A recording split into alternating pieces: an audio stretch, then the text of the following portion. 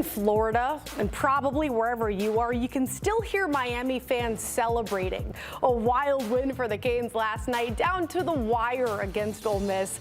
But in the end, the U secured that coveted spot in the national championship. I'm Claudia Balafato. Thanks for hanging out with us here on Prime Time Pregame. With last night's result, Miami is making its first national title appearance since 2002.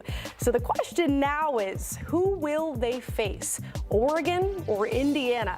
It's a rematch for these two teams. Indiana won it in Eugene Week 7. That was the only loss for Oregon. Since then, they've won 8 straight, both seeking their first national championship in school history. And with that, we send it out to our CBS crew in Atlanta ahead of tonight's Peach Bowl. Jenny, Dell, Damon Harris, B-Mac, squad looking fresh out there in Hotlanta. Thank you so much, Claudia. I mean, I don't know how I can even stand next to these two. Look at these fits. I had to ask you if you had a stylist. You said, no. I do this. It's all me. Whose idea was it to bring the stunner shades? Well, see, I knew we were going to be surrounded by stars. And whenever you got stars surrounded you, you need a little protection.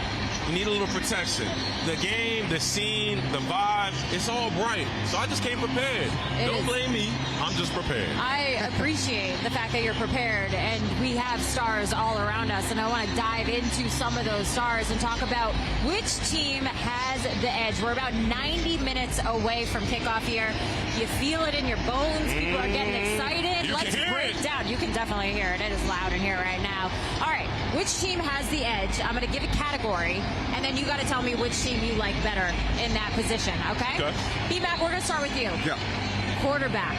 Which team you like? Quarterback for me, man, it's IU. It's Indiana. They have the edge because Fernando Mendoza has been the best quarterback in college football in 2025.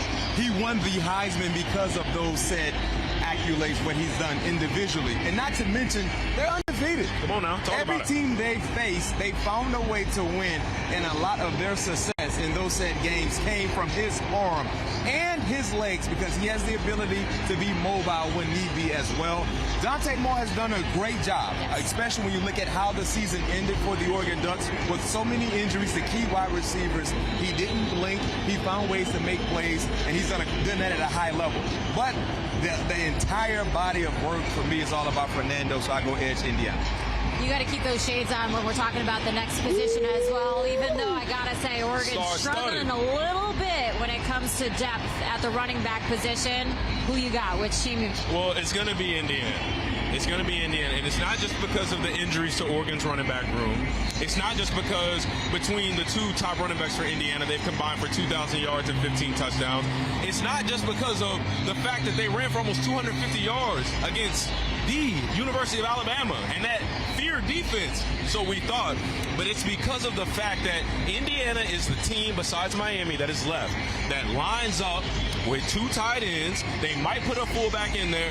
They're going to tell you they're going to run it, and they're going to ask you if you can stop it. And then they're going to tell you to button your chin strap. Are you ready to get your nose, buddy? Because we got 2 freight trains rolling behind us that are going to lean on you. They're going to punch on you like Mike Tyson. They will not let you bring them down in the secondary.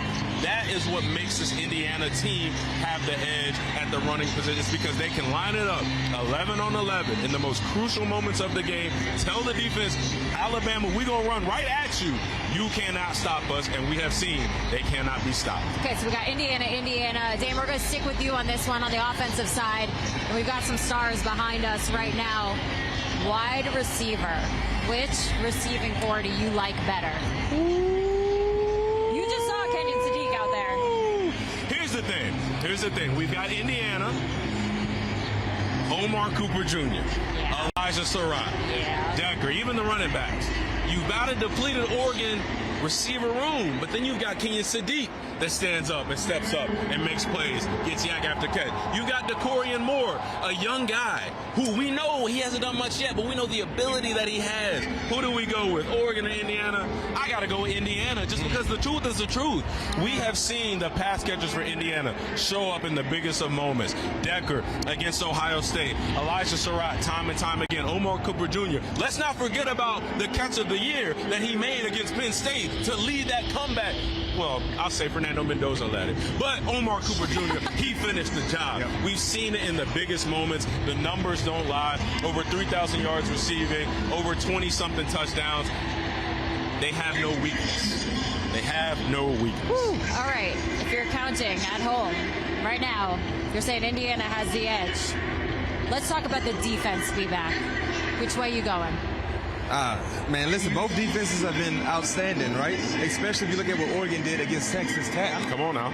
A few days, over a week ago. They were dominant, right? And they've been dominated the entire season. But for me in this matchup, I go Indiana. Indiana has the edge. When you look at both defenses, even though I have high praise for the Ducks defense, Yes.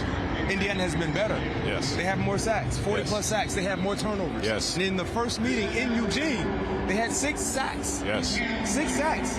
I mean, if you look at Indiana's defense, remember, Indiana defense in that first meeting, Jenny, they only allowed 13 points. Remember, it was a pick 6 that got to the 20-point mark for Oregon. So when you factor all of that into the equation, already seeing this matchup before and seeing what defense was the more dominant unit, I go Indiana. Is there something you want to say? Ooh, nah, I'm just, You're he's just spitting taking it all facts out. right now, and I'm just listening. I'm like, you know I'm winning when he's right, and I he's know. right. Indiana, this defense.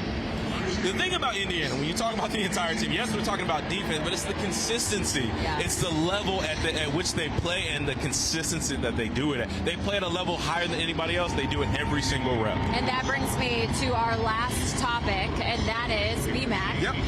Which coach has the edge? Oh. The two very different styles, very different coaching Come on styles. now. Bring us home. Bring us home. It's Coach Signetti. All Indiana. And Dan Lannon, since becoming a head coach for Oregon, he's lived up to the billing. He has. He's delivered by any means necessary. But Coach Signetti he walked into a situation where they had no foundation. No football foundation. He built it.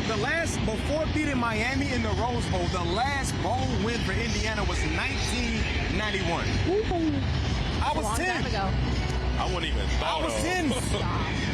Like that's how long it's been. So you factor in what Coach Signetti had to create, and also doing so with 3 stars and developing guys and hitting on a few key pieces in the portal. So people are highlighting what he did this year. But what about what he did in year 1 Yes. Yeah. for Indiana? Getting into the playoffs in year 1. Bring your guys over from James Madison. No, As you believe James it. No Madison. 5 stars. No Either 5 stars. year, Yes. 0 5 Yes. stars on their roster. We talk So about let me being get able to do more with less. Yeah. It's Coach Signetti. So we're going all Indiana. Yeah. All Indiana has the edge in every single category that But we just are we discussed. wrong, Jenny? Are we wrong? Are we? I am.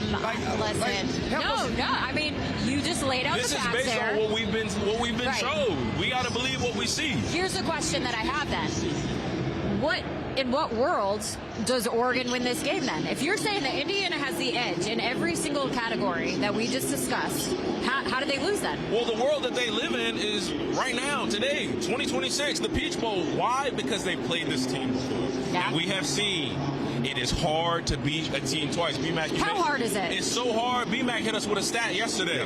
Teams that have, there have been what? 29. 29 rematches between regular season and postseason. Teams that won the first game are 9 and 20. 20. 9 and 20. That's 9 9 and 20. and 20. So That's hard. the proof is in the pudding. Men may lie, women may lie. Numbers do not. Prove that it is hard to Don't beat lie. a team twice. It is. I agree with Damien. That's the thing that Oregon has to live on. Also, too, you got to be highly motivated. Like Come I on said, now. Indiana went to their house and sat in Lanning their, gonna get them motivated. lazy boy and turned the television. Well, both these teams are highly motivated Come right on now. now. Both these teams highly motivated right now. I'm going to put you guys on the spot. We're here. We're feeling it all. Yeah. Give me your pick to win. And final score. Indiana. Final score. Final score. I'll go 20-17. Oh, tight battle. 20. Because the 17. spread is 3.5, right? It was yesterday. I believe it's still 3.5. Yeah, I'll go 2017. 2017, okay. I'm going with the Hoosiers as well. Yeah. I'm going Indiana 34, Oregon 24. So another 10 point. They Just might like- run away with this just one. like the You know first what I time see around. happening? You know what I see happening? It's a 3-point ball game, Jenny. I don't even know what he's doing I'm right looking now. at my DVs. What I'm are looking you at doing? I don't know what I'm he's looking at my doing. DVs go through the end. This is how I see it. This is how I see it. I'm sorry. It's a 3-point game. Yeah. Indiana's got the ball with 1:30 left on the Oh, clock. I'd be so in Oregon's on got that. 3 timeouts. They have the ability to stop the ball, get the ball back. one of these two running backs for Indiana, Hemby, Black, they break it open on 3rd and 3, take it to the house, 10 points, bye-bye, stick a fork in them. It's almost the Ducks are If going that home. happens, I'm taking you out to dinner. All right, It's let's almost do it. time. You I'm hear it coming on too. here. I know where I'm going to. Somewhere expensive. Somewhere Please don't. expensive. Wait, All make sure you right, wear the I gla- gotta the- keep the- these the- boys in check the over here, shades. Claudia. I'm gonna send it back to see you. my We're DBs gonna have back much there. more They getting coming ready. here as we prepare Stay for low this your game, pedal. though. That's a big task there, Jenny. Good luck with that, Damian. Careful with Jenny's wallet, okay? Lots of Indiana love, by the way. 3.5 is the line. We call that the kiss of death. All that Indiana logo. Thanks to you guys. Enjoy the game. And for all of you out there, for more on tonight's matchup, check out CBS Sports official college football YouTube. Scan that QR code and subscribe for all the latest advice, tips, and discussion from our analysis. This isn't just combat. It's cinema. Ready or not, here I come. Let's go! Are you not entertained? The new home of UFC, Paramount Plus. In the Champions League, every picture tells a story, and every great story Oh, would you believe this? needs an audience. It's a really special moment. The UEFA Champions League, every goal, every game, live on Paramount Plus. Montana throwing in the end zone. Hard caught it. Intercepted. Polamalu takes it home. Denver's going to win it on the first play of overtime. For the win. He caught it. For decades, CBS Sports has brought you iconic moments that define the NFL postseason. Count on us when the next great one unfolds. The NFL playoffs on CBS and streaming on Paramount Plus. My name is Jeffrey Manchester. I robbed 45 McDonald's. Good morning, team. And I've been living in a toy store for 6 months. Authorities everywhere are on the hunt for the roof man. But that wasn't even the crazy part. To introduce you to someone. Would you go out with me? I would very much like to go out on a date with you. You're not good at being a criminal. Whatever you do, you can quit right now. Oops. What exactly is your plan? So what's the plan? The biggest and wildest mission yet comes home. I like the sound of that. It's nerve-shredding, heart-pounding, and delivers on every level. Tom Cruise. I need you to trust me. One last time. Mission Impossible: The Final Reckoning. Now streaming on Paramount Plus. We're partners, barely a month. Look how well we're doing. No, we're not partners. I already told you that. Oh, you're playing with the devil's money. What do I do now? It's gonna blow! Yours is a business that needs money to grow. Being rich isn't my dream. It's yours. Who's the gangster now? It's like I'm looking into a mirror. Landman. New season. Now streaming. Only on Paramount Plus. This is European soccer's biggest stage. Written in the stars! What a difference she has made! The question is, can you handle it? Can you handle it? The crowd here feels electric. Stream every match of the UEFA Women's Champions League on Paramount Plus. You can't count on Derek's tongue skills. Oh, Tony, I think it hit the ground. But you can always count on Sundays with the NFL on CBS and Paramount Plus. Time for your HQ headlines. The NCAA has denied Trinidad Shaw Bliss a waiver for a 6-year of eligibility. Attorney Tom Mars, who is representing Shaw Bliss, says that Ole Miss will appeal the decision and is ready to pursue legal action. In a statement, the NCAA says that proper medical documentation for an injury or illness was not provided by a physician, resulting in the denial of a waiver. And former Arizona State quarterback Sam Leavitt is visiting Miami today. That's the latest from our Chris Hummer. Leavitt is the #1 overall player in the portal. Along with Miami, he's also visited LSU, Tennessee, and Kentucky. And the Dolphins are planning to hire John Eric Sullivan as their next general manager. That's the latest from our Jonathan Jones. He's been with the Packers organization since 2003, serving as the team's vice president of player personnel since 2022. It'll start a new era in the front office for Miami, who fired Chris Greer mid-season after 10 years as GM. And the Grizzlies are entertaining trade offers for Ja Morant. That's according to ESPN. After the season, the All-NBA guard will have 2 years remaining on his deal before becoming a free agent in the 2028 offseason. The Grizzlies currently sit in 10th place in the West and have just one playoff series win during Morant's 7 seasons in Memphis. Coming up on the other side, Peach Bowl best bets, Oregon, Indiana. Our analysts have arguments for both sides to cover tonight. See who you are more convinced on after the break. This isn't just combat. It's cinema. Ready or not, here I come. Let's go! Are you not entertained?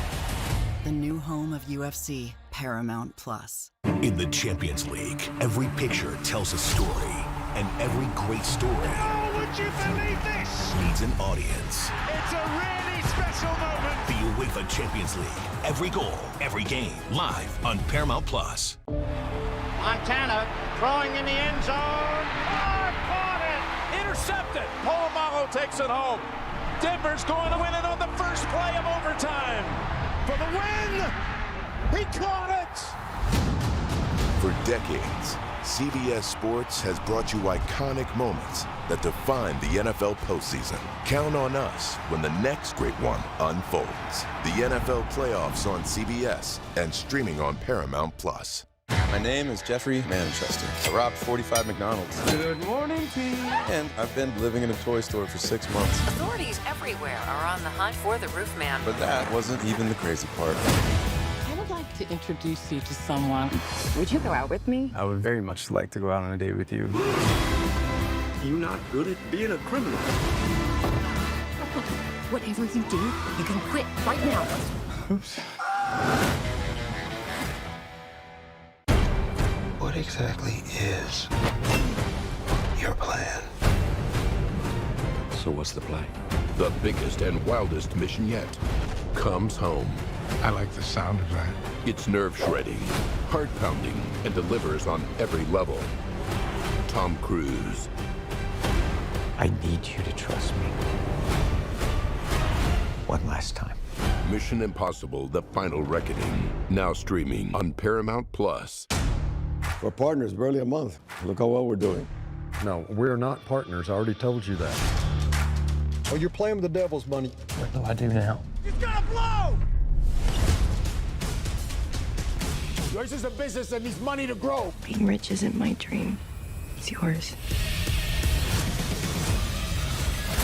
Who's a gangster now? It's like I'm looking into a mirror. Landman, new season, now streaming, only on Paramount Plus.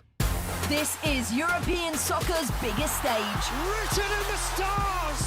What a difference she has made. The question is, can you handle it?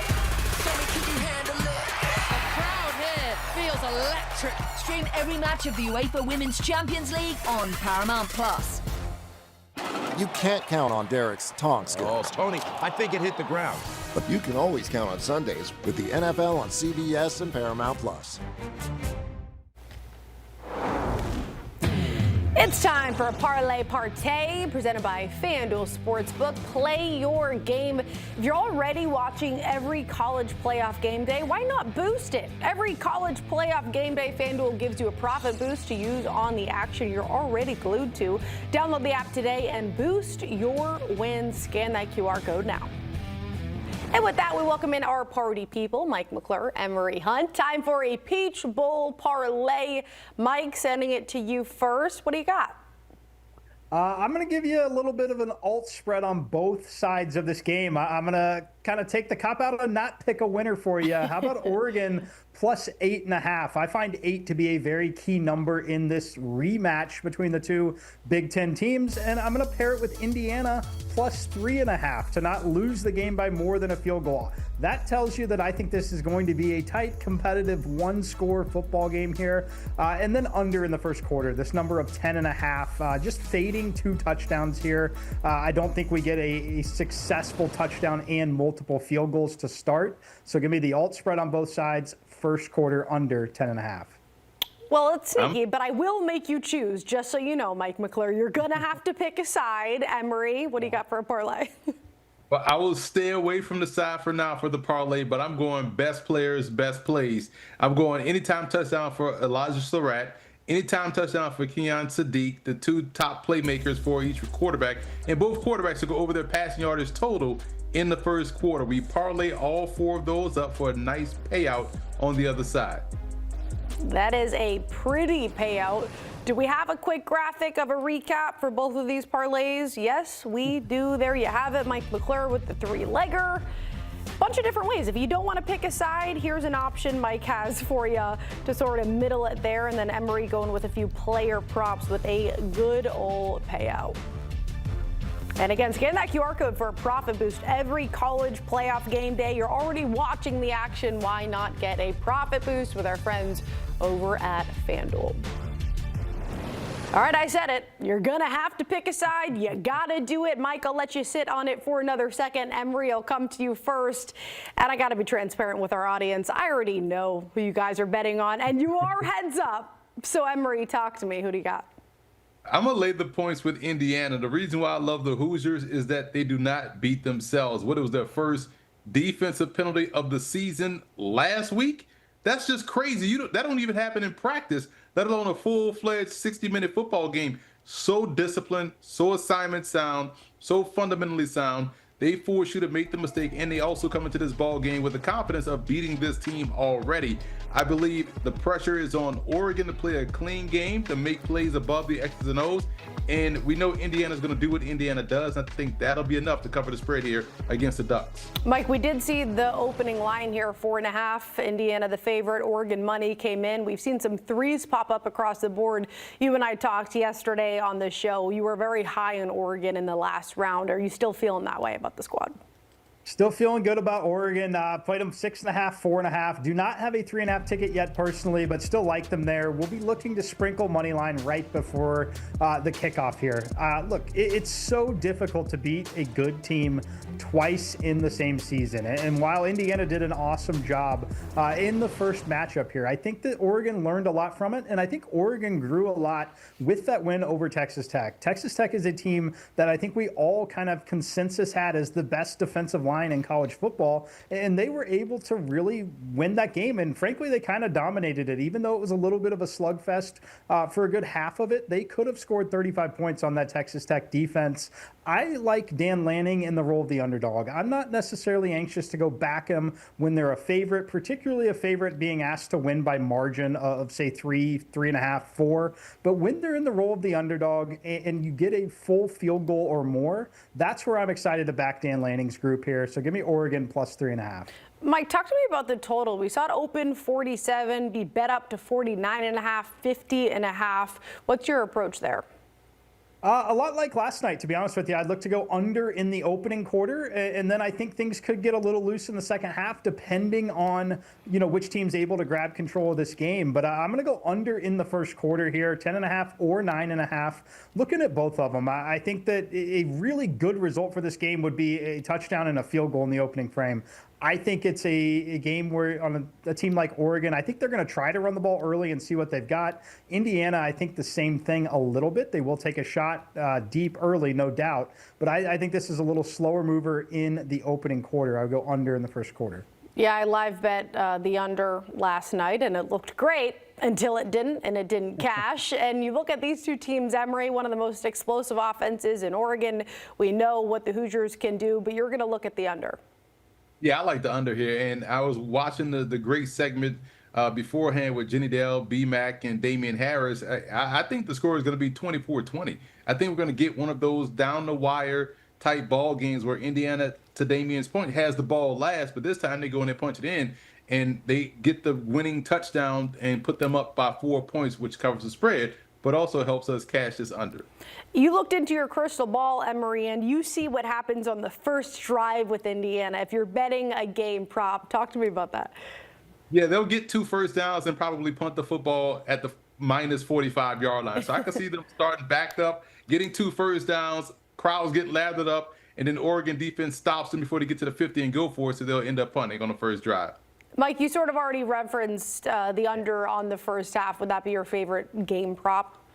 Yeah, first half under as well, particularly while you're still able to go under that very key number of 24.5. Just 24, the idea that 24 points on the board and I'm still cashing an under, I think that's pretty appealing.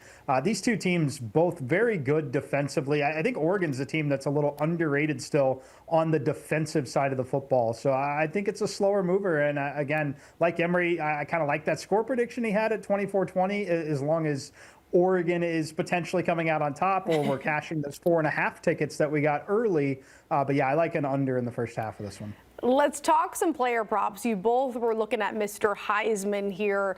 Interesting one for you, Mike McClure. Not looking at passing yards, you're looking at his rush line.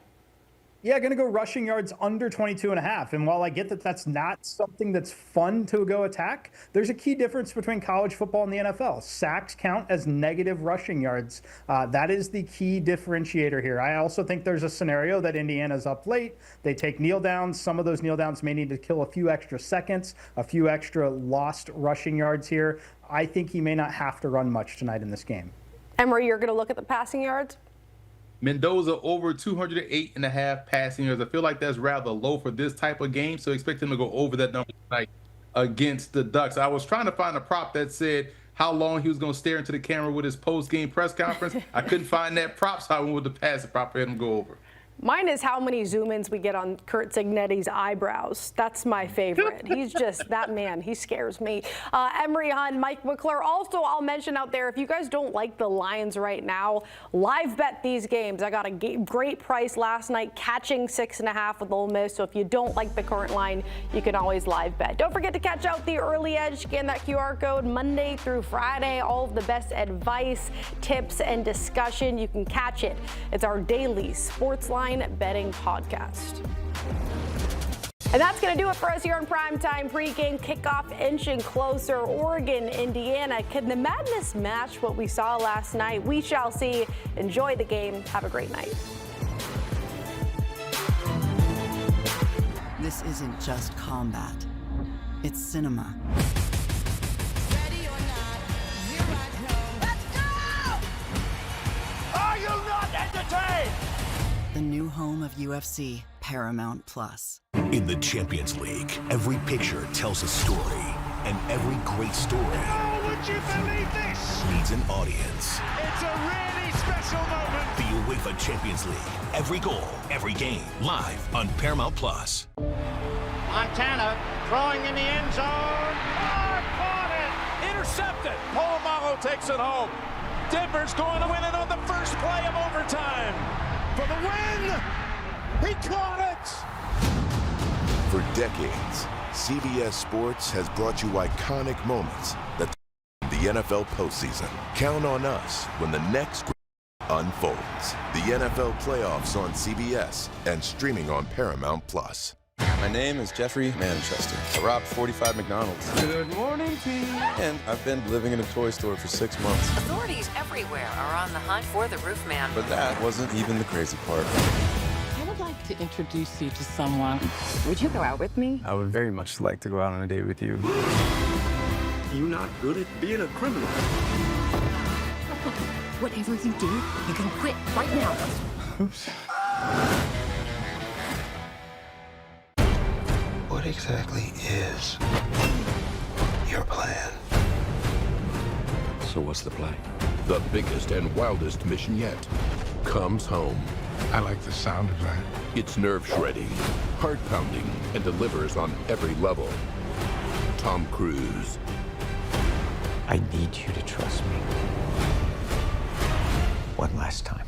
Mission Impossible: The Final Reckoning. Now streaming on Paramount Plus. We're partners barely a month. Look how well we're doing.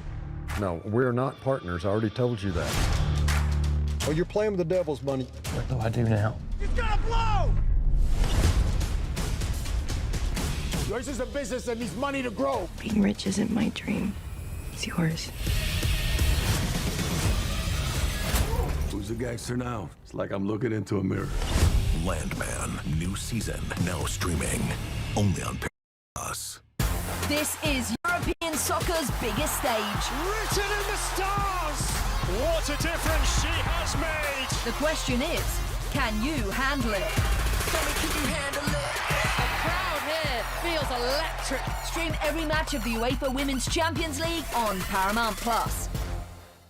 You can't count on Derek's tongue skills. Oh, Tony, I think it hit the ground. But you can always count on Sundays with the NFL on CBS and Paramount Plus. This isn't just combat. It's cinema. Every strike is a frame. Every rivalry, a story. This canvas is more than a stage. Are you not entertained? It's where stories live, where worlds collide, where legends are made. It's on the new home of UFC, Paramount Plus.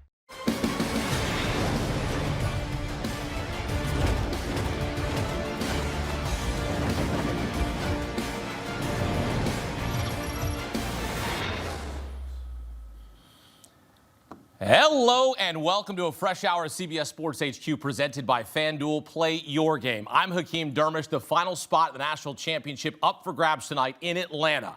And over the next hour, we'll get you set for every game here and the Peach Bowl. Coverage you're not going to get anywhere else with picks and analysis. A Big Ten battle and a rematch from the regular season. Indiana against Oregon. Hoosiers beat the Ducks in Eugene in October.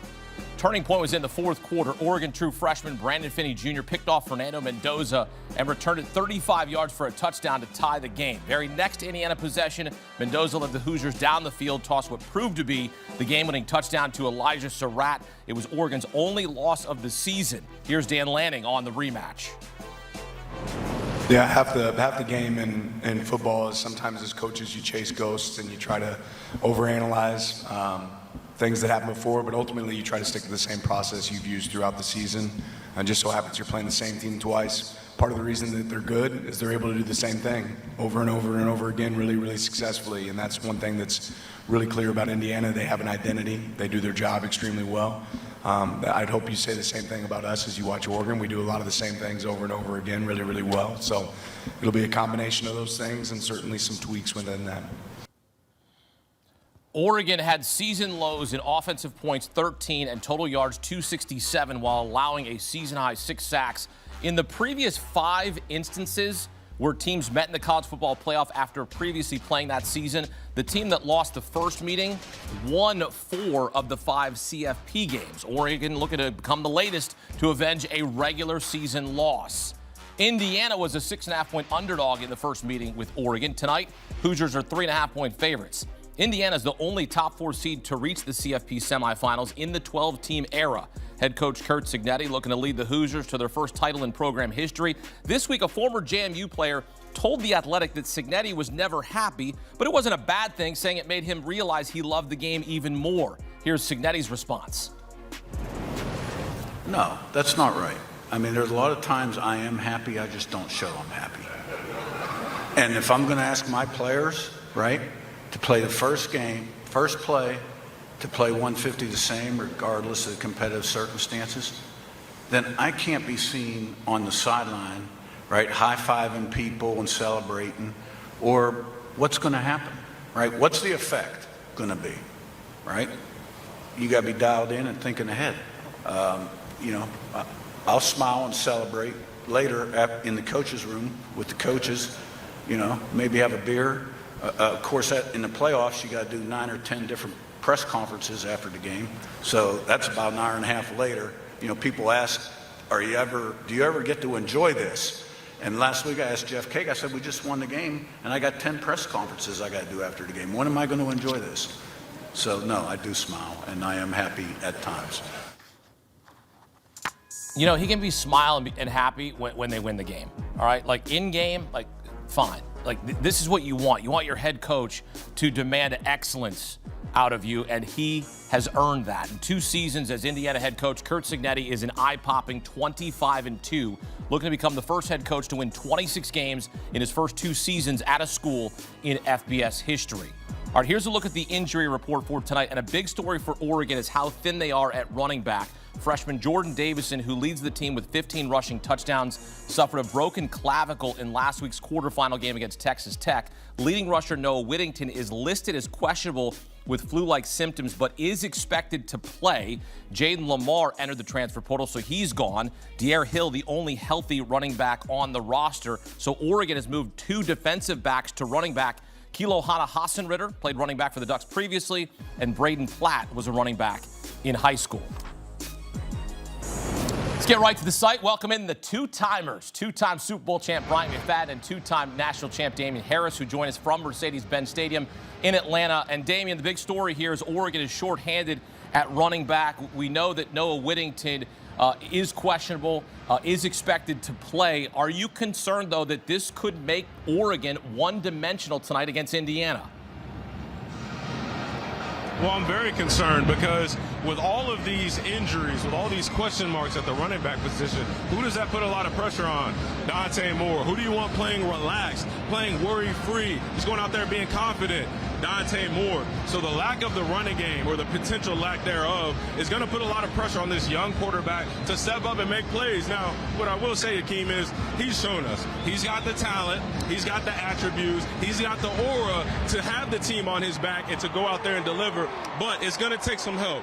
Guys like names like Decorian Moore are going to have to step up. Kenyon Sadiq, they're going to have to step up. This offensive line, they're going to have to step up, because if I know one thing about this Indiana defense, they are well coached, they are fundamentally sound, and they do not miss assignments. If you leave it to a one-dimensional game for this Indiana defense, they will hunt. They bring more pressure, they get more pressure with their front four than any other team in all of college football. The worst thing you can do if you're Oregon is put the entire game on the shoulders of Dante Moore.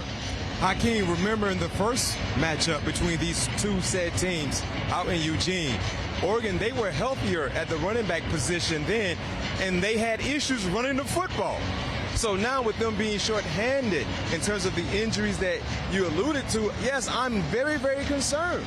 I'm very concerned because the thing about Davison, he was the bigger back. Even though he's a freshman, he leaned on people. He brought a physical impact to their backfield. We saw how important he was in a defensive effort in their last game against Texas Tech. So not having him and not having a healthy, in terms of feeling well, Noah Whittington, it puts more pressure on De'Aaron Hill. The thing I like about De'Aaron Hill, he lacks experience. He is a true freshman, but he's a very, very explosive runner. So he may be called to action more than not, because he is, to your point, he is the healthiest running back they currently have. But in the small sample size that we've seen from him, he's shown the ability to be a productive runner, and they may need the young freshman to have the game of his life tonight, Hakeem, for them to provide a sense of balance. But hold on, Hakeem. I just want to say one quick thing on this same subject.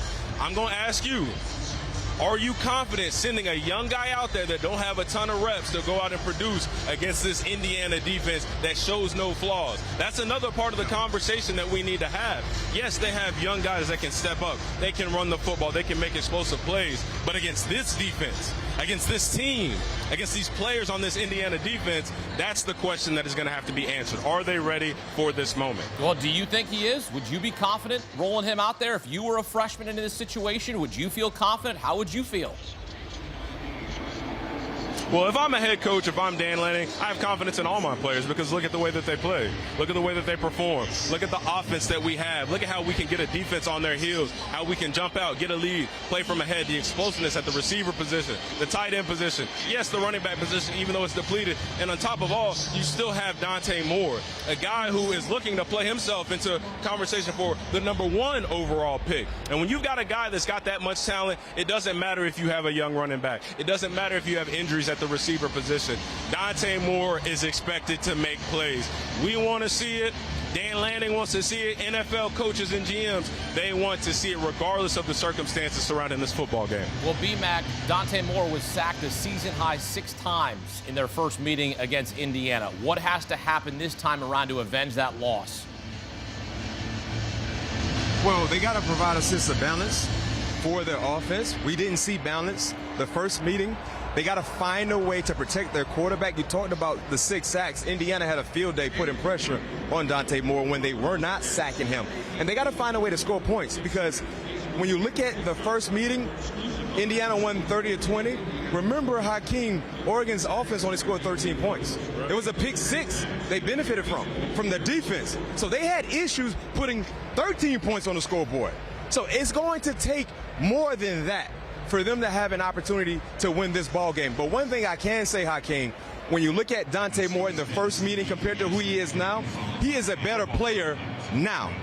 And I oftentimes highlight the Minnesota game for Dante Moore, where he just had to put things on his arm, and he delivered. Over 300 yards through the air. You look at that ball game, you look at some of the other ball games and how he ended the season, being able to make things happen with his star receivers being injured and not making any excuses. He is a better quarterback right now than what he was earlier in the year when they faced off against each other. So those are things that you got to hang your hat on. And also, too, to your point about being a pro prospect, in a 5-star matchup, I need my 5-star players to live up to the billing. Come on now. Right? If you're a Sunday player, if you are supposed to be a Sunday player, this is a Sunday matchup. It's your job to deliver the baby. No excuses. Nobody cares about the labor pain.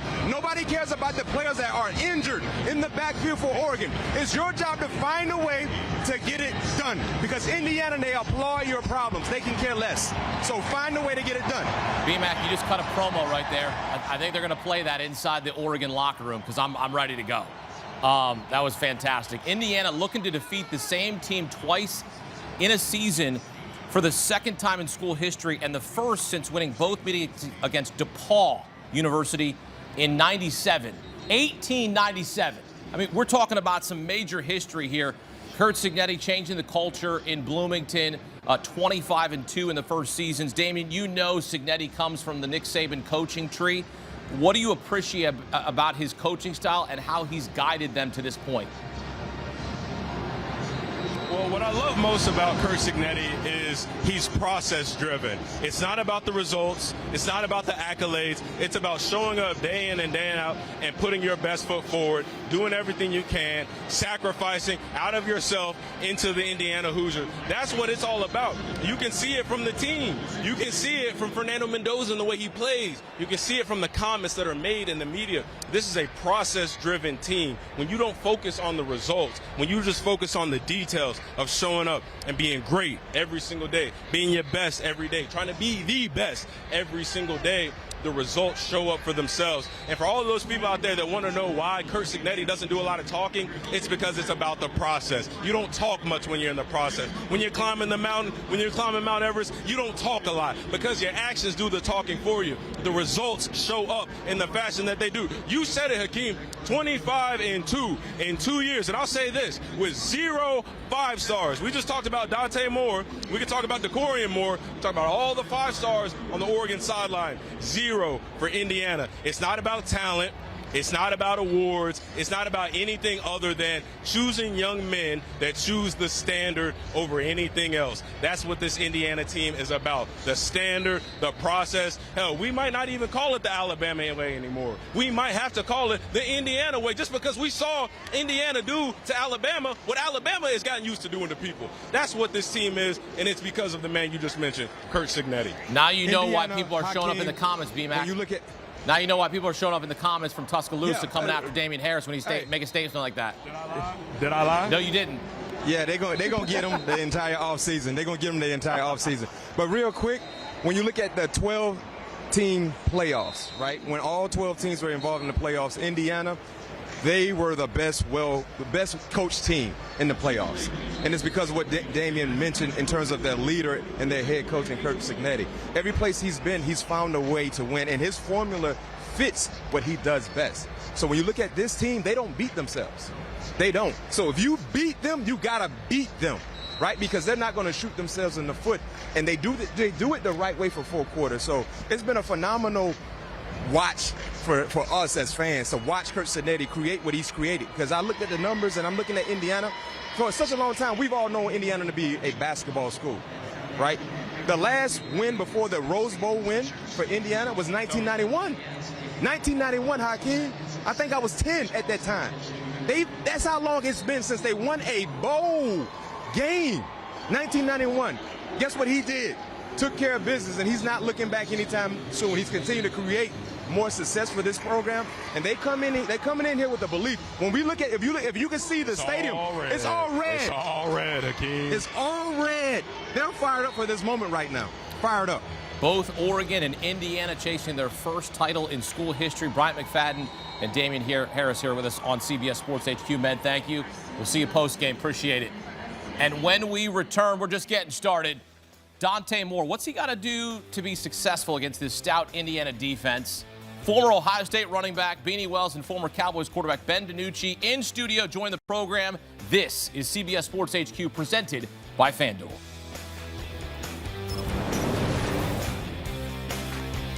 This isn't just combat. It's cinema. Ready or not, here I come. Let's go! Are you not entertained?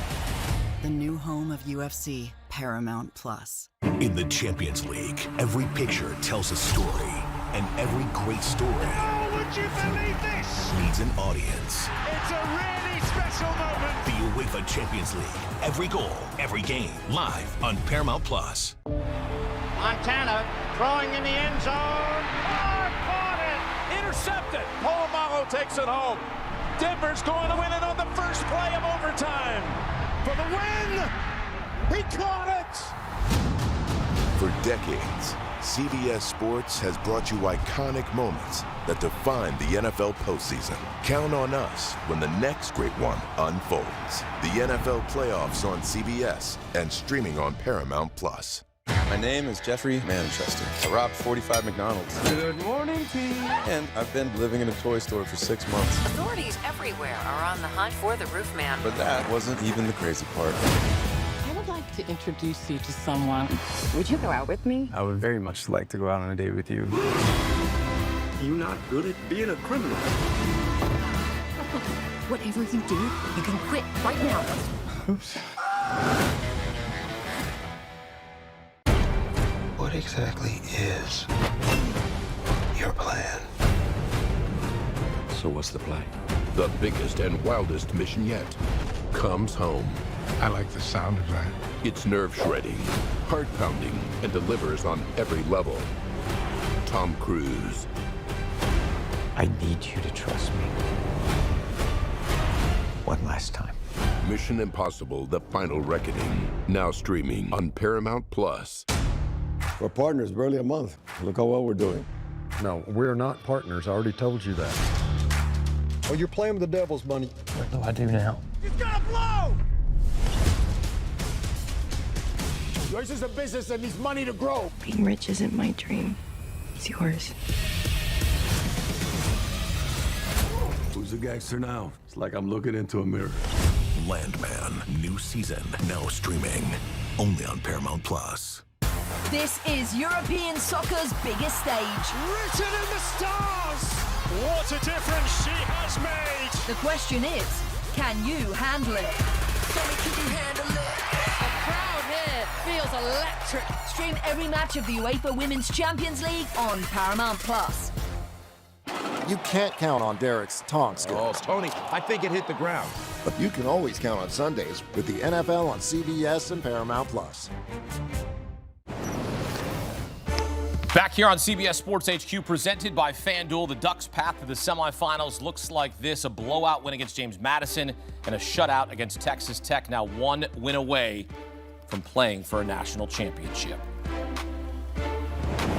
Cavalcade of stars continue. Welcome in former Ohio State running back Beanie Wells and former Dallas Cowboys quarterback Ben DiNucci. We know the Ducks are thin at running back. Injuries have piled up. Had to move a pair of defensive players to running back. Beanie, how might this impact the Ducks? And are you concerned about this perhaps making them one-dimensional tonight? So I'm not overly concerned if Noah Whittington is going to be out there on the football field and playing. But if he's not, then obviously, it leaves in the question, who's going to be the bell cow running back? What are they going to do with this offensive system? We saw how it looked in the first matchup versus Indiana. How how they struggle to run the football, how they struggle to protect Dante Moore at the quarterback position. And if he's one-dimensional in this football game, then Indiana can just pin their ears back. But I certainly believe that De'Aaron Hill Jr. is capable of being a bell cow running back for this football team. Now, obviously, with Davison out, you missed that short yardage situation. You missed those touchdowns in the goal line situation. The guy has 15 touchdowns. But De'Aaron Hill Jr. and Davison aren't far off in terms of what they were able to do and the spark that they were able to provide for this football team. I think it's going to be key for Dan Lanning to lean on the young running back if the other guys are out. Well, and Dante Moore was sacked 6 times in the first meeting against Indiana. Ben, if the running game is hampered, how does that impact what he can do, how he can be effective? Well, I mean, first things first, for a quarterback, when you're rushing attack and part of that's not there, the biggest thing for him is don't try to make the home run play every play tonight, right? You don't have guys at your disposal, draft stock, whatever it is, playing for a shot at the national championship. Don't do too much. Control what you can control tonight. Stay inside your body, Dante Moore. Lean on the guys around you. Lean on this play calling. Lean on what you do best. He didn't have a great showing his last week against Texas Tech. This IU defense, they've already played before. I know it's hard to beat a team twice, but Dante Moore is going to have to be efficient tonight, take care of the ball if this Oregon offense wants to score some points. Always tough to beat a team twice in the same season. Georgia failed to do that against Ole Miss in the playoff. Oregon looking to avenge their regular season loss to Indiana. Here's Ducks tight end Kenyon Sadiq on how they've handled the defeat and how they've improved and benefited from that loss. There's one or two ways you can look at it. I think this year there's a lot of teams. You can look at Penn State, for instance, kind of how they handled the loss. And then you can look at teams like us, for instance, how we bounced back against Rutgers. So I think that game kind of just, it really says a lot about our team and the maturity and the mindset we had after that game. I think it was good for us in a lot of ways, offensively, defensively, and I think we handled it in a very mature way. All right, so they've certainly learned from that loss. What's the takeaway for you and their mindset now going into tonight's game? Oregon's look like a completely different football team. They've been getting it done on both sides of the ball, particularly in the trenches, doing a great job of protecting Dante Moore, and that's going to have to be more of the same tonight. I think they're capable of doing it, no question about it. They certainly have the talent, but when you look at Indiana and the way that they've been attacking football teams, they have been nightmarish off the edge. And then on the flip side of that, they've been able to run the ball with the best of them in the country. They have a two-headed monster in the backfield. This isn't going to be an easy task for Oregon by any stretch of imagination, but I certainly think they have the talent to make this thing close down the stretch. And if it is close down the stretch, they have the playmakers to be able to bring it home. I agree, and I think the other thing for Oregon, too, that this Indiana team plays the best brand of complementary football, offense, defense, special teams. What does this Oregon team need to do tonight? Take care of the ball and try to find ways to create explosive plays on offense. When you know that you got firepower, you got a Heisman-winning quarterback in Fernando Mendoza on the other side of the ball, you need to find ways to score points. When they get into the red zone, third downs are 4-point plays. We got to be able to score touchdowns instead of kick field goals if they get down there tonight. Ducks D pitched a shutout against Texas Tech in the Orange Bowl. Big play happened in the third quarter when Mateo Uiagalelei strip sack Baron Morton, returned it inside the 10-yard line, led to a touchdown. Then with the Red Raiders driving in the fourth quarter, Oregon true freshman Brandon Finney Jr., you're going to hear his name a lot, picked off Morton in the end zone for his second INT of the day. Also recovered a fumble as Oregon won the turnover battle 4-1.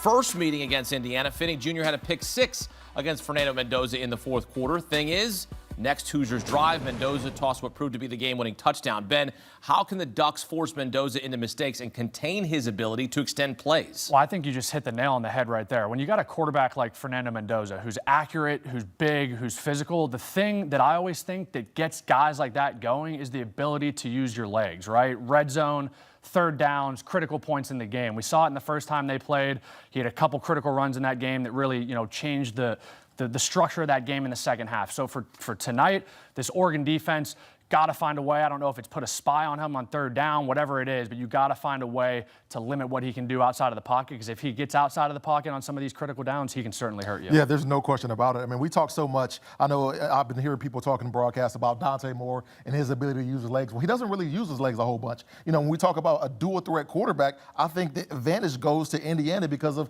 what Fernando Mendoza possesses. And it's not just him running the ball in abundance. It's when he decides to run the ball at the critical times, when it's a situation where it's 2nd and 9 and nobody's there, he's going to tuck it and run it and put you in that third and short situation, getting you close to moving the stick. So it's going to be real interesting how Oregon deploys an attack to slow him down. But I know that's going to be key if they're going to win this football game, is to be able to contain him and his ability to be that plus run. Well, perhaps the trend will be the Ducks' friend in the 5 previous instances where teams met in the college football playoff after previously playing that season. The team that lost the first meeting won 4 of the 5 CFP games. So there's that.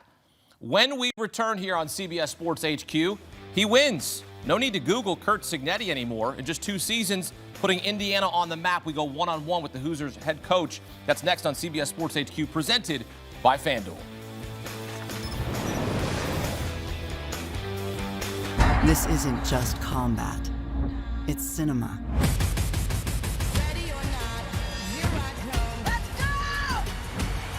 Are you not entertained? The new home of UFC, Paramount Plus. In the Champions League, every picture tells a story, and every great story Would you believe this? needs an audience. It's a really special moment. The UEFA Champions League, every goal, every game, live on Paramount Plus.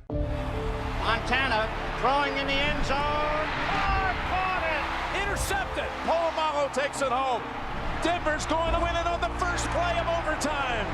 For the win. He caught it. For decades, CBS Sports has brought you iconic moments that define the NFL postseason. Count on us when the next great one unfolds. NFL playoffs on CBS and streaming on Paramount Plus. My name is Jeffrey Manchester. I robbed 45 McDonald's. Good morning, Pete. And I've been living in a toy store for 6 months. Authorities everywhere are on the hunt for the roof man. But that wasn't even the crazy part. I would like to introduce you to someone. Would you go out with me? I would very much like to go out on a date with you. You're not good at being a criminal. Whatever you do, you can quit right now. Oops. What exactly is your plan? So what's the play? The biggest and wildest mission yet comes home. I like the sound of that. It's nerve-shredding, heart-pounding, and delivers on every level. Tom Cruise. I need you to trust me. One last time. Mission Impossible: The Final Reckoning. Now streaming on Paramount Plus. We're partners, barely a month. Look how well we're doing. No, partners, I already told you that. Oh, you're playing with the devil's money. What do I do now? He's gonna blow. Yours is a business that needs money to grow. Being rich isn't my dream. It's yours. Who's the gangster now? It's like I'm looking into a mirror. Landman, new season, now streaming, only on Paramount Plus. This is European soccer's biggest stage. Written in the stars. What a difference she has made. The question is, can you handle it? Can you handle it? A crowd here feels electric. Stream every match of the UEFA Women's Champions League on Paramount Plus. You can't count on Derek's tongue skills. Oh, Tony, I think it hit the ground. But you can always count on Sundays with the NFL on CBS and Paramount Plus. This is just combat. It's cinema. Every strike is a frame.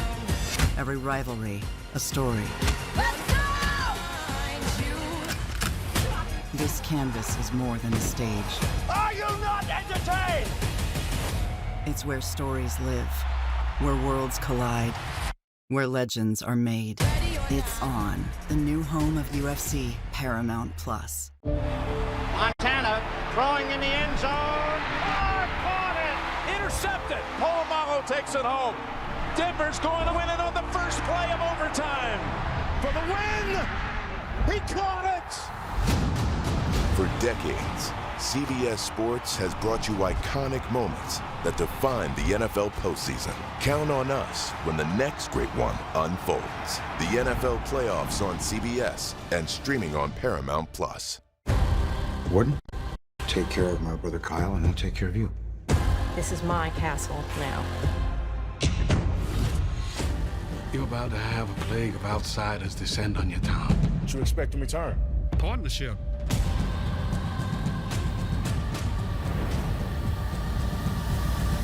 Let me tell you this. There's gonna be consequences. Mayor of Kingstown. All episodes now streaming on Paramount Plus. Being a cadet in Starfleet Academy means being open to the people around you. I've spent my whole life getting away from stuff, letting someone in. It's hard. I want to be captain. I need to be captain. I owe you something. It is coming just for you.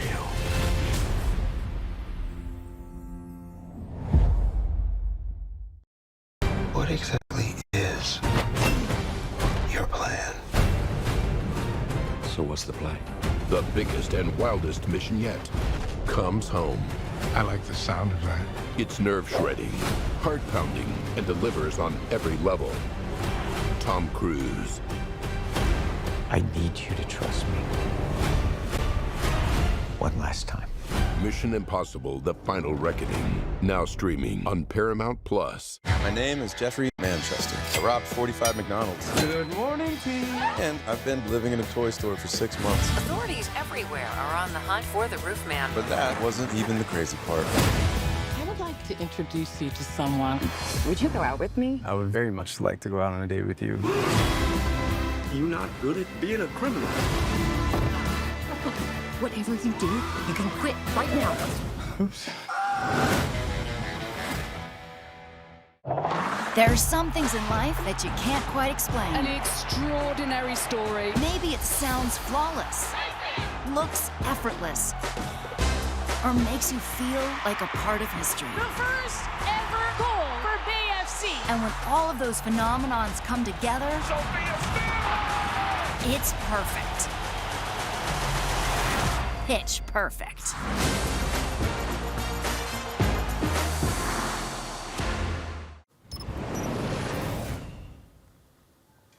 It's pretty simple. I win. Google me. 2 years ago, when Coach Signetti said his now famous line, "I win, Google me," he wasn't joking. If you Googled him, you'd be like, oh yeah, this guy wins. Signetti learned from the GOAT, Nick Saban at Alabama. After that, his first head coaching stop was IUP. Won there. Next stop, E-Line. Won there too. Then on to James Madison, where Coach Signetti made a name for himself. Everywhere he goes, he wins. Signetti's greatest turnaround has been in Bloomington, from lovable losers to national title contenders. In 2 seasons as Indiana head coach, Coach Sig is an eye-popping 25-2. Google that. Jenny Dell now, one-on-one with the Hoosiers head coach. Coach, it has been a whirlwind for you. How has this team just stayed focused throughout this entire process? One, be where your feet are. Control the controllables, eliminate the noise and clutter. Stack days, stack meetings, practices, days, put it on the field. Mature group, a lot of starts, a lot of character, a lot of intelligence. Yes. And so up to this point, we've met every challenge because we prepared the right way.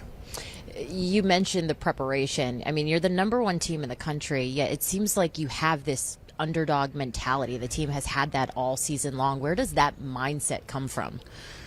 I really can't comment on that. I think that was very true last season and maybe early this season based on how we finished last season. At this point, we've cleared some hurdles, really that no one else has in the country.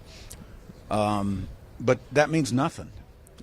The only thing that matters is where we are in our preparation up to this point and what we do between now and kickoff, and then obviously what goes on between the white lines.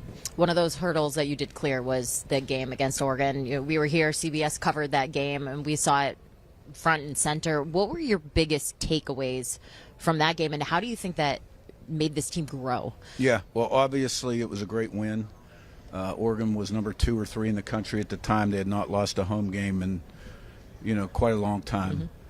We overcame a lot of adversity, 7 pre-snap penalties, a pick 6, and still managed to get the win. They're a great football team. They're very well coached, really good in all three phases. Good players, great coaches. They're a great team. A lot's been made about beating a great team twice. It's hard to be a great team once. Yep. So, it ought to be a great game. You mentioned their coaching staff over there is talented. The respect that you and Dan Lanning have for one another is very evident. We've seen it play out this entire week.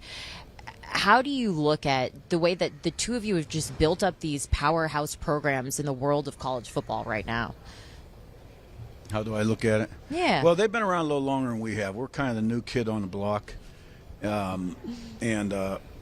Obviously, Oregon, they got it going, a few years ago, 10, 12, whatever it was. Coach Lanning has done an unbelievable job. His record's incredible. And I got a lot of respect for him. He's a young superstar in the coaching profession. But more importantly, Oregon is a great football team. It'll be a very difficult challenge, and we're going to have to play really well. Did you know the gold that you had in Fernando Mendoza when he first came over to your program? I was very excited that we got him. When he went in the portal, it didn't take me long in terms of plays. And the development. Now, when we got him, he was a little behind in the pocket relative to where I thought he would be in terms of footwork, timing, rhythm, and processing. That took a little bit of time. We had a new quarterback coach also. But the development he's made, I can't say enough great things about him. He competes like a lion. He plays his best when the game's on the line. His legs have been invaluable. He can make all the throws, extremely intelligent. And I've never seen a guy prepare like him, and thus he's put together the kind of year that he's had. It's been magical, that's for sure. Yep. Last question I got for you. You said it's hard to beat a great team once, let alone twice. What's the key for tonight? The keys to me never change. Line of scrimmage, run the ball, stop the run, affect the quarterback, protect the quarterback. Turnover ratio, we're number one in the country. Explosive plays, runs plus 12, passes plus 15 on offense, stopping them on defense. Situational football, third down, fourth down, red area, 2 minute and a half end of the game. Special teams has to be a win. Make it sound so easy, Coach. That's the formula. That's the formula. Best of luck out there. Thank you.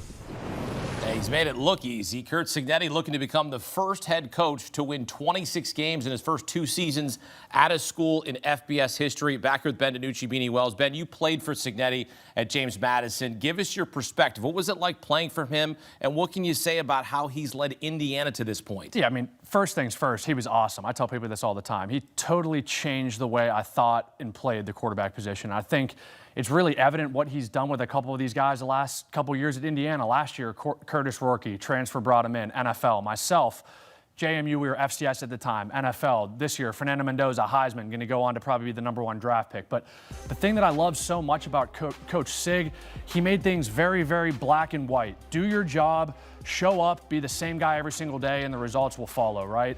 He could care less about the 5 stars, the 2 stars, the 1 stars, whatever it is. He handpicked all of these guys on this team for a reason. He plays his brand of football. He does exactly what he wants them to do, and it's reflected in wins. And it's sometimes in today's day and age of college football and the flash and the glamour and the glitz and this and that, Signetti cares about one thing, winning. And quite literally, that's all he's done everywhere he's been. So it's funny for me to hear him come out and do and say all this stuff, and all he's done is back it up the last couple of years. And Beanie, you had a similar coach at Ohio State in Jim Tressel. There's a lot of similarities between Tressel and Signetti working their way to get to where they got to. No doubt about it. And both of these guys are so detail-oriented and detail-driven in the way that they do things. And more importantly, they're leaders of men. They get guys to buy into what they're preaching. I think it should be a case study done on Coach Signetti at the end of the year about how you go and get guys in the portal, and not really just the former 4 or 5-star guys. We're talking about 2 and 3-star guys, and get them in your program and say, you know what, these guys who I identify as talented playmakers, they just need to be in the right home in the right system,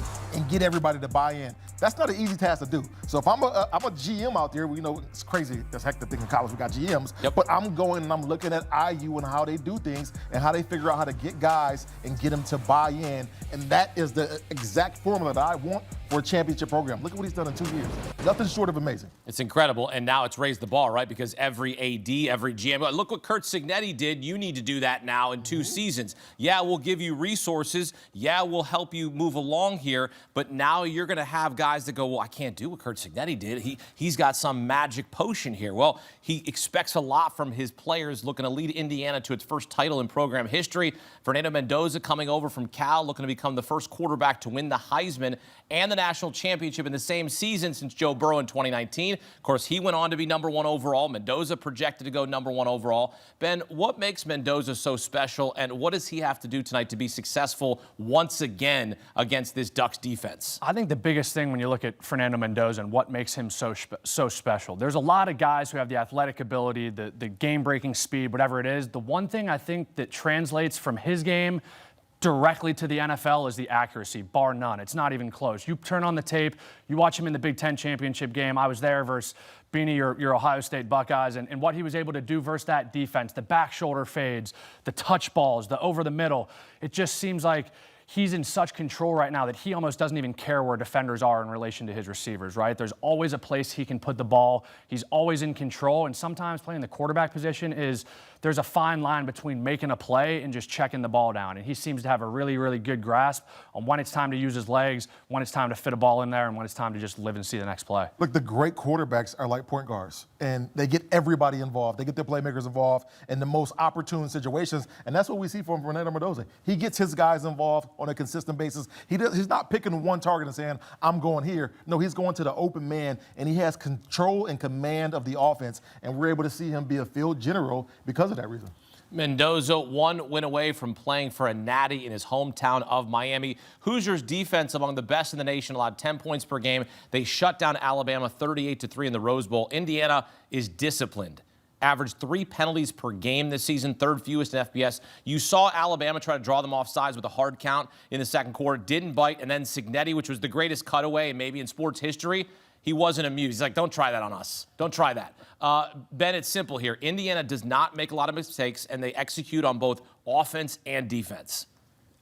Sometimes it's as simple as that, and I think that's what makes this Indiana team so good. When you talk about complementary football, running the ball on offense, stopping the run on defense, I don't care if it's Pop Warner, high school, college, NFL. That's the recipe for success when you start playing in December, January, February. This IU team, they do not beat themselves. They have playmakers everywhere. They're really good on 3rd down, and they're really, really good in the red zone on defense. So Oregon's going to have to do something special tonight to be able to hang with these guys, and it starts with Dante Moore on that side of the ball. They got the most opportunistic defense in the country. We just heard Coach Signetti say they're #1 in turnover ratio. That means they get the ball out of the opposing team's hands on a consistent basis. I mean, this team is so dominant, and they figure out ways to play together. But for whatever reason, when you watch this team, there's always that one play that needs to be made, and you can count on Indiana's defense to constantly make that play week in, week out. And that's what propels them, in my opinion, to one of the best teams in the country. 42 sacks and 17 picks doesn't hurt the cause either. I mean, that's incredible production from defense. It is incredible. The IU defense has been stout all season. The only top 4 seed to reach the CFP semifinals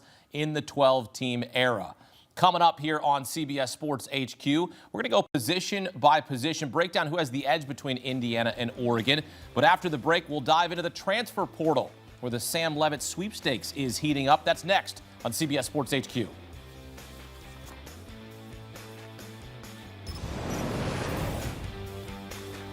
This isn't just combat. It's cinema. Ready or not, here I come. Let's go! Are you not entertained?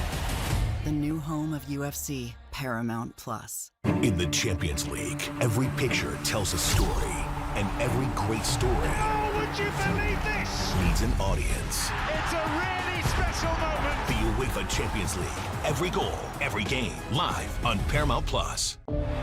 Montana throwing in the end zone. Caught it. Intercepted. Polamalu takes it home. Denver's going to win it on the first play of overtime. For the win. He caught it. For decades, CBS Sports has brought you iconic moments that define the NFL postseason. Count on us when the next great one unfolds. The NFL playoffs on CBS and streaming on Paramount Plus. My name is Jeffrey Manchester. I robbed 45 McDonald's. Good morning, Pete. And I've been living in a toy store for 6 months. Authorities everywhere are on the hunt for the roof man. But that wasn't even the crazy part. I would like to introduce you to someone. Would you go out with me? I would very much like to go out on a date with you. You're not good at being a criminal. Whatever you do, you can quit right now. Oops. What exactly is your plan? So what's the play? The biggest and wildest mission yet comes home. I like the sound of that. It's nerve-shredding, heart-pounding, and delivers on every level. Tom Cruise. I need you to trust me. One last time. Mission Impossible: The Final Reckoning. Now streaming on Paramount Plus. We're partners barely a month. Look how well we're doing. No, we're not partners. I already told you that.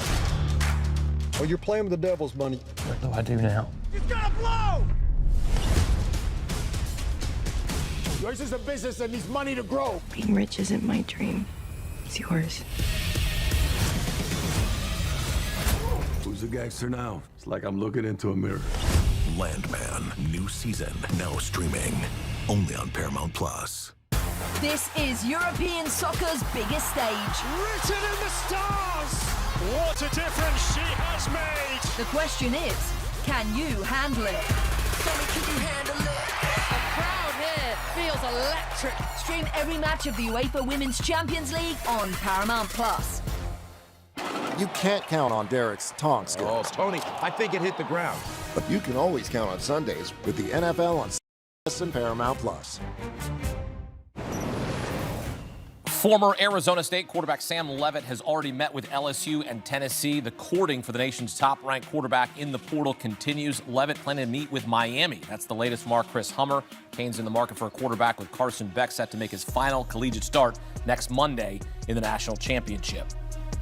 Our back here with former Ohio State running back Beanie Wells and former Cowboys quarterback Ben DiNucci. Ben, what's your favorite landing spot for Sam Leavitt? Where would you like to see him go? My favorite landing spot, I think, is probably the obvious answer, LSU. I think with the turmoil of kind of what's happened between Ole Miss, LSU, Lane Kiffin these last couple weeks, I think it would be really, really fun, really cool if Sam Leavitt decided to go down to Baton Rouge, follow Lane, try to do what they've been trying to do for a long time down there and go win a national championship. It's been a couple years since Burrow, that high-flying attack. So I'd say the LSU Tigers, and I have no idea what he's leaning, but I think that'd be a fun spot for him to be at. You know, if I had a choice, I'd be looking at South Florida, going to the University of Miami. We're watching them right now, getting ready to play in the national championship. They have Carson Beck. We know is out of there after his 7th season. But the fact that I get the opportunity to play with Mark Fletcher Jr. and Malachi Toney, if I'm a quarterback, I'm going to Miami. I just watched them have the #1 overall pick in Cam Ward. That would be an ideal destination. And we know down in Miami, they don't mind paying quarterbacks. What'd they give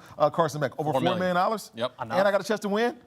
I'm going there. Okay, all right. Look, now you're getting the Miami fans back on your side. Yeah, because they've been hating me. Just so you know, Ben, he kind of called out the Miami fans. He didn't know where they were. Like, he was trying to, I'm not sure where they're at. That's all good. I'm on their up. bad side now after not saying that he wants to go there. Well, I mean, I get that. I mean, LSU makes sense, and Miami also makes sense. Both of them got some money to spend. Another team in the market for a quarterback is Ole Miss. The NCAA has denied Trinidad Chambliss' waiver for a 6th year of eligibility. This will, of course, go into the courts here. There's going to be a little bit of some figuring out in terms of how this will end up being denied. But for now, it has been denied by the NCAA. Where should the Rebels look for their next quarterback, Ben? I wouldn't be shocked if they call Sam Leavitt and his reps as well, right? Why not throw your ring in the hat for him and see if he wants to, take a trip down there, take a visit, and see if they can make a run at this thing. A high-flying offense, a new upstart head coach. You saw last night how entertaining, how exciting that game was. There's some energy down in Ole Miss for that program. So it'll be really interesting to see kind of what Ole Miss does. I'm wondering if I've got a 6 year of eligibility left, some of the money that some of these programs are throwing around, I might have to see if I can throw some WD-40 on the shoulder and get back out there. Yeah, when you look at that list, I mean, the #1 name that I think that everybody's kind of been keeping under the radar is Dylan Raiola. Yeah, obviously the quarterback from Nebraska, I think he's a guy that could certainly make a lot of sense for Ole Miss. And we know Ole Miss right now, they're in a situation to where obviously if they lose Trinidad Chambliss, they'll be needing a high-flying quarterback to keep them in contention to being a team that's talked about and being making the college football playoff for next football season. And then obviously DJ Lagway, that's another quarterback that's out there right now that I can see making some moves to get there to Ole Miss. He is expected to go to Baylor, so we'll see how that plays out for DJ Lagway. We do know that the DeMond Williams saga has come to an end, came to an end on Thursday, signed a new deal. Then he announced he was going to enter the transfer portal, but the Washington quarterback then announced he's staying with the Huskies. Best situation for him, talking it over with Jed Fish. We didn't want to have any sort of legal ramifications. And look, there's no collective bargaining right now in college football. So it's kind of like the wild, wild west right now. Ben, what do you make of this situation? Because this is certainly going to prompt some conversations. I don't really honestly have any idea what I think of the situation. But for the player and for the school, I think it's the best case scenario, right? Money aside, politics aside, whatever else aside. This is a kid who played at Washington last year, invested in them, they invested in him, played really, really well last year, showed some flashes. Obviously, the athletic ability is there, the playmaking ability is there, but I just think there needs to be some type of rules or regulations kind of moving forward with this whole NIL transfer period, the portal, whatever it is. I don't know what the right answer is, but ultimately I think this worked out the way it was supposed to. Yeah, it was crazy. I mean, we talked about, there was a potential of him going to LSU with, Lane Kiffin there. And obviously, if I'm a guy, I don't know if LSU is a place I'll be wanting to go and taking Lane Kiffin's word, but nonetheless, I mean, Washington has given this guy with $3.5–4 million. He had some success there. They're a team that's building in the Big Ten that you can see making a run next year. We're adding the right pieces to the puzzle. I think it's going to be a match made in heaven with these guys for him to come back. Obviously, you don't want that bad taste in your mouth of him announcing that he's going to be leaving, and I think some players and some coaches probably had a little disdain for that, but nonetheless, getting it back on track, gelling, making this thing work makes sense. Would you agree, though, that the schedule needs to change, right, in college football? The coaching cycle, when the bowl games are played, and then the portal being open on January 2nd, and you've still got teams playing in the playoff. Like, I know it puts those teams an advantage, and they're in line to play for a national championship, but you're trying to level the field, of course, all through all FBS. So to me, you got to have a take on the fact that they got to change the schedule at some point here. That would be like the NFL opening free agency before the wild card round starts. Correct. This weekend. Like it doesn't make sense. It doesn't make sense, and something's got to give. I don't know what the right answer is. I don't know who has the right answers, but for the players' sake, for the coaches' sake, for the university's sake, there needs to be some common ground here in terms of, hey, moving forward, here's what's best for the player, here's what's best for the university, and here's how, as a collective, we kind of move forward and embrace this. Look, it's $1 billion business. Yep. There's too much money at stake for this to be the case. There's too much at stake for it to be a situation to where a head coach is leaving before he can coach his team that he's getting to potentially a national championship. It makes no sense for it to happen. The powers that be should have been stepped in and got this thing rectified, because we all saw the issues coming once we knew these dates were already set in stone. Makes zero sense. Change the schedule. That's a simple fix here. Just change the schedule, figure it out.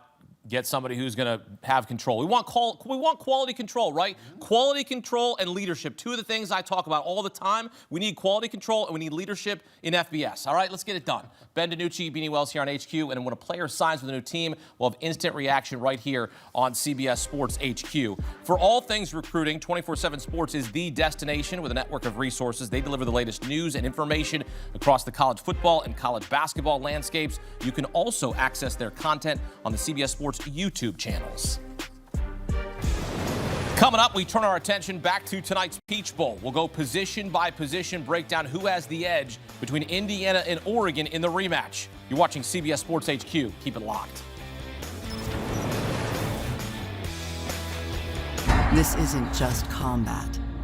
It's cinema.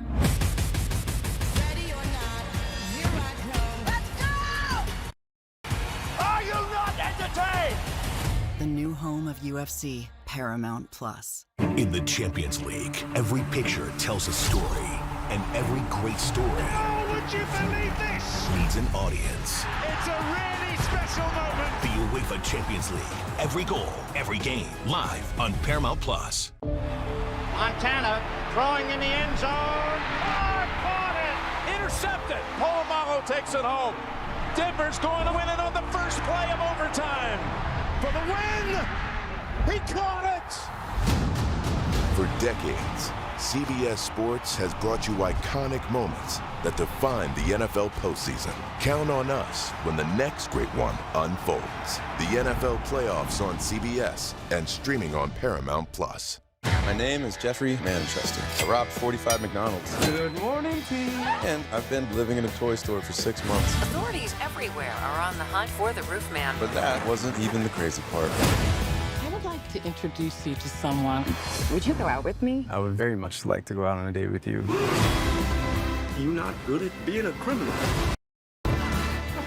Whatever you do, you can quit right now. Oops. What exactly is your plan? So what's the play? The biggest and wildest mission yet comes home. I like the sound of that. It's nerve-shredding, heart-pounding, and delivers on every level. Tom Cruise. I need you to trust me. One last time. Mission Impossible: The Final Reckoning. Now streaming on Paramount Plus. We're partners, barely a month. Look how well we're doing. No, we're not partners. I already told you that. Oh, you're playing with the devil's money. What do I do now? It's gonna blow! Yours is a business that needs money to grow. Being rich isn't my dream. It's yours. Who's a gangster now? It's like I'm looking into a mirror. Landman, new season, now streaming, only on Paramount Plus. This is European soccer's biggest stage. Written in the stars! What a difference she has made! The question is, can you handle it? Can you handle it? A crowd here feels electric. Stream every match of the UEFA Women's Champions League on Paramount Plus. You can't count on Derek's taunt skills. Oh, Tony, I think it hit the ground. But you can always count on Sundays with the NFL on CBS and Paramount Plus. Back here on CBS Sports HQ, continue to get you set for kickoff at the Peach Bowl in Atlanta. Fernando Mendoza, Dante Moore projected to go 1-2 in the upcoming NFL draft. Moore and Mendoza put up similar numbers this season. Where Mendoza has the edge is his touchdown to interception ratio, 36-6, on his way to winning the Heisman Trophy. Time now for Who Has the Edge. Back here with Beanie Wells and Ben DiNucci. Start with the quarterbacks, Fernando Mendoza, Dante Moore. Ben, who has the edge in your opinion? I think this one's pretty easy for me. Fernando Mendoza, the Heisman winner, really one thing that separates him between, Dante Moore. Two things, actually. One, the accuracy. Two, his use of his legs. We've hit on a little bit over the course of the show. Tonight, he's going to have to be big, third down, situational football, know when to tuck it, use his legs, use some of that athleticism. I'd give the edge to Fernando Mendoza in this one tonight. I'm right there with you. I'm going Fernando Mendoza as well. I mean, his ability, like you said, to be a +1 in the run game, and then his ability to take care of the football consistently. His decision-making is second to none. I like Dante Moore. I like what he possesses, but Fernando Mendoza most certainly gets the edge. Dante Moore is +1 in the run game, and they're going to need him considering how thin they are at running back tonight. We know Noah Whittington is questionable. Flu-like symptoms, is expected to play. Indiana has a two-headed monster, Roman Hemby and Kalon Black. Beanie, is this a slam dunk edge for the Hoosiers, considering that the running back room for Oregon is banged up? Yeah, even if they weren't pretty much depleted, I think I would still go IU. I mean, when you look at Roman Hemby and Black, I mean, those guys are so dominant. They always fighting for the extra yards. You always see one of them that seem to pop that 50, 60-yard run play every single game. I mean, their second chance runs are nothing short of amazing. I love their run game. And then coupled with their offensive line, you got to throw that in there as well. These guys complement each other really, really well. They have 30 touchdowns this year on the ground. 3,000 yards is a running back unit for this IU team, and I think that speaks wonders to the offensive line as well. Let's give the biz guys up front some love. They were the MVP of that game last week as a collective unit, so I also give the edge to IU in the run game. All right, let's focus on the pass catchers now. This is a strength for both teams. Both are very deep. Indiana, led by Omar Cooper Jr., who made the best catch of the season against Penn State. Oregon, led by Malik Benson, who made a heck of a grab against Iowa. Tight window. Dante Moore sneaks it in there. Ben, who has the edge here? Which group of pass catchers would you want to throw to? bunch of 5 stars or a bunch of no stars? Which ones are going to play better this right, year? exactly. Again, I'm going to sound like a broken record, and I'm playing no favorites here to my former coach, Coach Signetti, but I got to go IU again. I think the emergence of Charlie Becker the last couple of weeks for this IU passing game has been really, really explosive for their offense. Wasn't really a part of the game plan at all the first time these teams, matched up. So really interested to see how IU uses Charlie Becker tonight. Obviously, you've got Elijah Surratt and Omar Cooper, so I give the slight edge to IU in the receiver room. I feel like I'm piggybacking off you every single time, but I got to go IU. I mean, I love the young guys that they have there at Oregon. I love DeCorian Moore. I think he's going to be one of the top playmakers next year in the country, but, certainly top to bottom, Elijah Surratt, Omar Cooper Jr., Charlie Becker, he's come apart late in the season and had a resurgence on his football team. You got to go IU. Consistently, those guys are making plays and pitting that IU team in the right situation. All right, now let's get into the trenches. This is also strength for both teams. In the first meeting, Indiana sacked Dante Moore 6 times. Both squads bring the pressure. Beanie, who has the edge in the trenches? So in the offensive trenches, I got to go IU. I love their offensive line. But on the defensive side, man, I got to go Oregon. I love what they possess in Mateo Yu, Tatum Tuioti, Bryce Betcher. Their front 7 is so stout, and they can get after the passer as well. But I think they do a really good job of stopping the run. We saw the success that they had last week versus Texas Tech. I expect it to be a little bit more of the same this week if they're going to win this game. I agree. I'm going to go IU on both, though. I think offensively, defensively, I'm going to sound like a broken record talking about complimentary football, but that's quite literally to a T what this Indiana football team is. They were able to rattle Dante Moore the first game, got to him 6 times on that defensive line. Bryant Haynes, the defensive coordinator, does a really, really good job disguising, muddling up the looks on defense. So Dante Moore is going to have to do a good job tonight, making sure he's protected. And then the big guys up front for IU on the O-line. I think Pat Coogan leading the charge up there. That just sounds like an offensive lineman name, doesn't it? So I'm going to give the advantage to them up front as well. Now the secondary also a strength for both teams. Oregon true freshman Brandon Finney Jr. had 2 interceptions and a fumble recovery against Texas Tech. In their first meeting against Indiana, Finney Jr. had a pick 6 against Fernando Mendoza in the 4th quarter. Indiana's secondary is basically a no-fly zone. No one allowed fewer passing touchdowns than the Hoosiers this season, gave up 7 in 14 games. Beanie, who has the edge in the secondary? Oh, man, I love Dylan Thiemann. I love him. He's a beast back there for Oregon. But I got to go top to bottom. I got to go IU. I mean, they're one of the top teams in the country for a reason, and that's because they're good at just about every position. But you talk about Lewis Moore, right? This guy's a defensive back. He has 78 tackles. He's like 3rd on the team right now in leading in tackles. The guy is so dominant. Devon Boykin, D'Angelo Ponders, all of those guys have 50-plus tackles.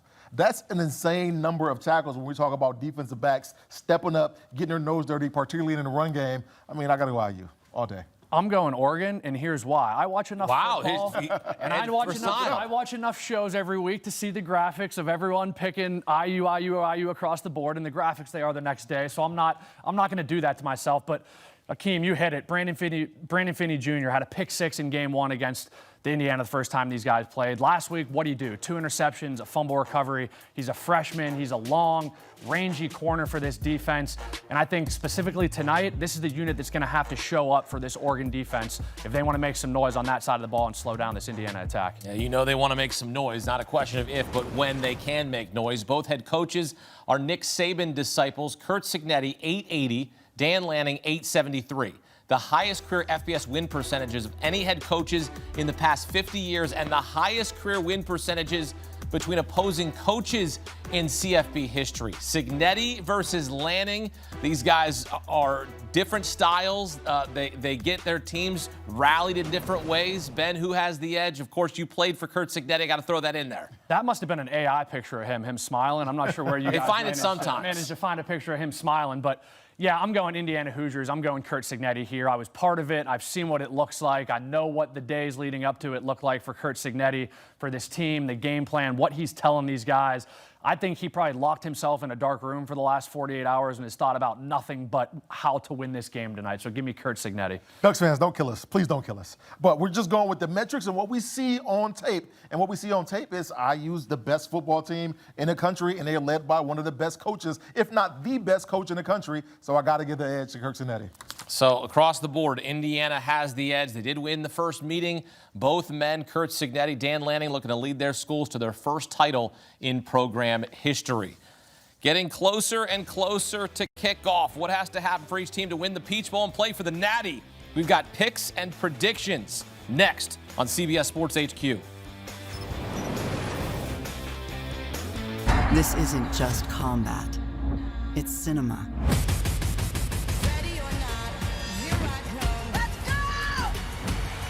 Are you not entertained? The new home of UFC, Paramount Plus. In the Champions League, every picture tells a story, and every great story Would you believe this? needs an audience. It's a really special moment. The UEFA Champions League, every goal, every game, live on Paramount Plus. Montana throwing in the end zone. Oh, caught it. Intercepted. Polamalu takes it home. Denver's going to win it on the play of overtime. For the win. He caught it. For decades, CBS Sports has brought you iconic moments that define the NFL postseason. Count on us when the next great one unfolds. The NFL playoffs on CBS and streaming on Paramount Plus. My name is Jeffrey Manchester. I robbed 45 McDonald's. Good morning, team. And I've been living in a toy store for 6 months. Authorities everywhere are on the hunt for the roof man. But that wasn't even the crazy part. I would like to introduce you to someone. Would you go out with me? I would very much like to go out on a date with you. You're not good at being a criminal. Whatever you do, you can quit right now. Oops. What exactly is your plan? So what's the play? The biggest and wildest mission yet comes home. I like the sound of that. It's nerve-shredding, heart-pounding, and delivers on every level. Tom Cruise. I need you to trust me. One last time. Mission Impossible: The Final Reckoning. Now streaming on Paramount Plus. We're partners, barely a month. Look how well we're doing. No, we're not partners. I already told you that. Oh, you're playing with the devil's money. What do I do now? He's gonna blow. This is a business that needs money to grow. Being rich isn't my dream. It's yours. Who's the gangster now? It's like I'm looking into a mirror. Landman, new season, now streaming, only on Paramount Plus. This is European soccer's biggest stage. Written in the stars. What a difference she has made. The question is, can you handle it? Can you handle it? The crowd here feels electric. Stream every match of the UEFA Women's Champions League on Paramount Plus. You can't count on Derek's tongue skills. Oh, Tony, I think it hit the ground. But you can always count on Sundays with the NFL on CBS and Paramount Plus. If each of you could give 2 keys for your team to win this game, what would they be? Yeah. Coach Lanning? Yeah, I think it always starts with the ball, right? The team that's able to take care of the ball. Last time we played, we didn't. You have to take care of the ball. We were able to create a takeaway as well, but we ended up having to. I think that's a big piece of this. And special teams in big games always makes a big impact. I think we have to play well on special teams. I mean, we talk about the same thing every single game. Line of scrimmage, run the ball, stop the run, affect the quarterback, protect the quarterback, turnover ratio. We're number 1 in the country. Explosive plays, runs +12, passes +15 on both sides. Critical situations, 3rd, 4th down, red area, 2 minutes before the half end of the game. And teams has to be a win. Every game, same stuff. I should have named more. I thought we were just doing 2. That was 2. God dang, Coach. Just keeping it locked right there. I love it. Just keeping it locked, getting closer and closer to kickoff from the Peach Bowl in Atlanta. Back here with Beanie Wells, Ben DiNucci. Time now to break down the keys to victory. We heard the keys from both coaches. Start with Oregon, looking to avenge their regular season loss. Ben, what's your one key? I only need one key here to victory for the Ducks. I think for Oregon, it's win 1st and 2nd down. If you can be efficient on 1st and 2nd down on offense and keep Brian Haynes and this IU defense out of the confusing looks, the disguise that they want to do on defense, I think it's going to set up really, really well for what they want to do with Dante Moore in what could be a depleted running back room tonight? Yeah, I think first and foremost, it starts with protecting Dante Moore. So whatever you can do, whether that's bring a tight end in, bring an extra running back in, and helping that pass pro, you have to give Dante more time if you're going to have a chance to win this football game, or else it will look like the first matchup that they had with Dante Moore being sacked 6-7 times and them not being able to run the ball. It'd be a nightmare if they can't get that done. Always tough to beat a team twice in the same season. Indiana looking to defeat the same team twice in the season for the second time in school history. First, it's winning both meetings with DePaul University in 1897. All right, Ben, what has to happen for the Hoosiers to beat the Ducks for a second time? Well, they got to be good. First down, second down, third down. They got to win 2 minutes before the half, end of the game. You heard Coach Signetti. What else do you want me to tell you? I think the biggest thing for this IU team tonight, play your brand of football, right? Don't try to be somebody else tonight. You've got to this part of the season for a reason, right? You're playing for a national championship, a chance to do everything that you want to do tonight. Play your brand of ball. Trust in the guys that you got you here. 11 is one. Sounds cliche, but IU, play your brand of ball tonight. You know what? That first matchup was something that they did really well. I think they needed to do in this football game. Just run the ball. Be who you are, like you said, but run the ball and be dominant with Roman Hemby and Black. I mean, those guys can certainly get it done, and they can put the game on their shoulders, and you don't necessarily have to put it all on Fernando Mendoza. Indiana was a 6.5-point underdog in the first meeting with Oregon tonight. Hoosiers are 3.5-point favorites. Beanie, who's your pick to win tonight and advance to the national championship? You probably already know based off how the show is gone, but I'm going Indiana to win this football game. Okay. No surprise here as well. Indiana. Hoosiers. Who's your daddy? That's what I'm going Indiana as well. Look, we got two guys in our newsroom, Max and Brett. They're both IU grads. I cannot pick against their school. Look, this is a win for the Big Ten either way, but I'm also rooting for the storyline of Fernando Mendoza from Miami against Miami in Miami. Who's going to win that? Indiana. Who's your daddy? They're going to win it all. They're going to win tonight. They're going to win the national championship, first time in school history. Okay? That's what's going to happen. Both schools, Oregon and Indiana, chasing their first title in program history. Top seed Indiana against 5-seed Oregon. Winner advances to play Miami in the Natty. Following every college football playoff game, we'll have full post-game reaction right here on CBS Sports HQ. For Beanie Wells, Ben DiNucci, and our entire crew, thank you for watching. Enjoy the game. We'll see you post-game right here on HQ.